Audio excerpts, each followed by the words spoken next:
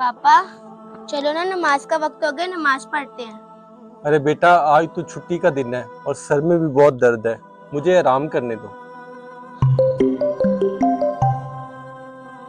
अरे बॉस की call. Hello. अर्ज़ाक, आज ऑफिस में काम है और तुम ऑफिस आ जाओ। अच्छा ठीक है, मैं आता हूँ। अरे आलिया, मेरे कपड़े निकाल दो। ऑफिस से कॉल आई है, मैंने जाना है। पापा किसका कॉल था? अरे बेटा, बॉस की कॉल थी, अर्जेंट मीटिंग है, मुझे ऑफिस जाना है।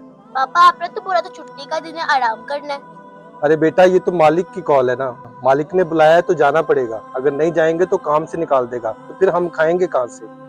पापा आप अपनी कंपनी के मालिक से इतना डरते हो, पर पूरी कायनात के मालिक से क्यों नहीं डरते? क्या मतलब? पापा अल्लाह आपको दिन में 5 बार बुलाता है और आप जाते नहीं हो, और आपकी कंपनी के मालिक ने आपको 1 बार बुलाया और आप जा रहे हो।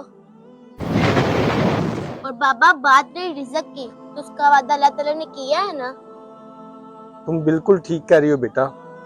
चलो हम पहले नमाज पढ़ लेते हैं। अगर आपको ये वीडियो अच्छी लगे तो शेयर लाजमी करें।